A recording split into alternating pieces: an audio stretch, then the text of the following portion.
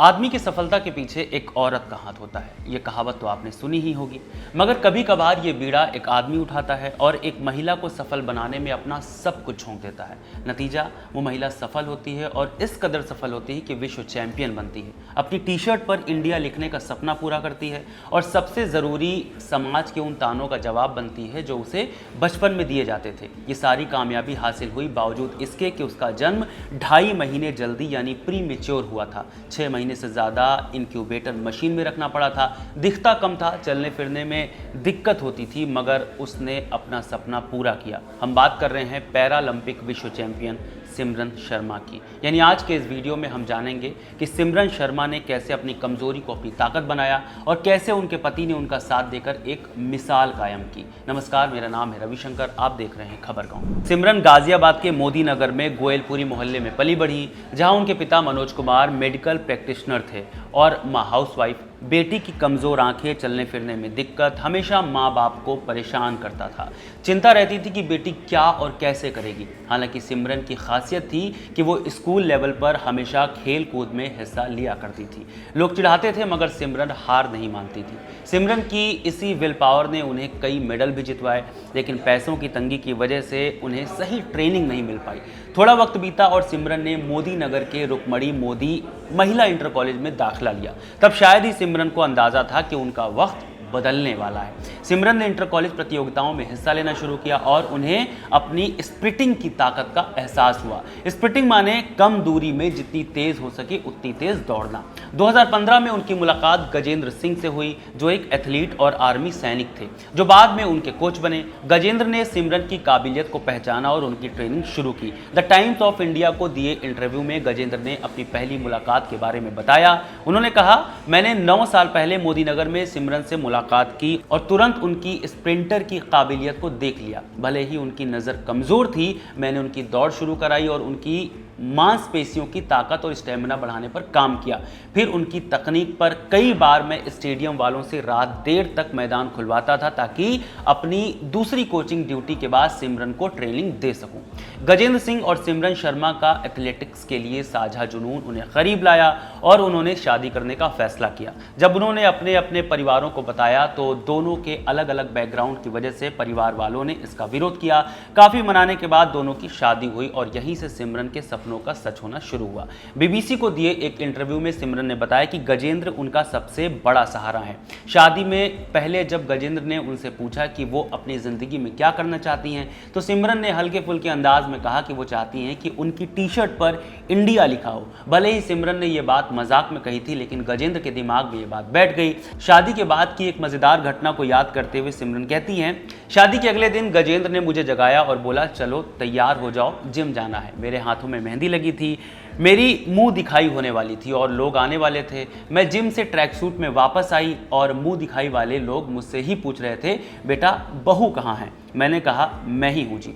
उसी इंटरव्यू में सिमरन ने बताया कि कुछ लोग उनकी सास को निशाना बनाते थे और उन्हें सिमरन का समर्थन करने के लिए ताने मारते थे। लोगों ने उनकी सास पर इल्ज़ाम लगाया कि वो सिमरन को लोअर और टी शर्ट पहनने दे रही हैं, जो नई नवेली दुल्हनों के लिए ठीक ठाक नहीं है। सिमरन ने बताया कि उनकी सास को लोग कहते थे कि वो सिमरन को घूंघट करने को कहें, लेकिन उनकी सास का जवाब सुनकर सिमरन का दिल जीत गया और सबकी बोलती बंद हो गई। सिमरन ने अपनी सास के जवाब को याद करते हुए कहा, जब ये ओलंपिक्स में जाएगी और छोटे शॉर्ट्स पहनकर दौड़ेगी तो तब तुम लोग क्या देखोगे।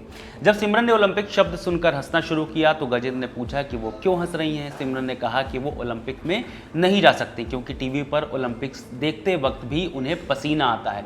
ये सुनकर गजेंद्र ने कहा, मुझे पता है तुम नहीं कर सकती, लेकिन ये भी पता है कि मैं तुम्हारे लिए ये काम करूंगा और तुमसे करवाऊंगा। 2 साल बाद 2019 में पैरा एथलीट नारायण ठाकुर से मुलाकात के बाद सिमरन ने पैरा कैटेगरी में हिस्सा लेने का फैसला किया। उन्होंने विश्व पैरा ग्रैंड प्री में हिस्सा लेकर T13 कैटेगरी यानी जो नज़र की कमजोरी के तहत आती है उसके लिए लाइसेंस हासिल किया। इसके लिए गजेंद्र और सिमरन को कर्ज लेना पड़ा। इसके लिए गजेंद्र ने अपनी ज़मीन बेच दी। सिमरन ने चीन में 13.91 सेकंड के समय के साथ गोल्ड मेडल जीता और फिर दुबई में विश्व पैरा चैंपियनशिप के लिए क्वालिफाई किया, जहां वो 100 मीटर T13 फाइनल में 8वें स्थान पर रही।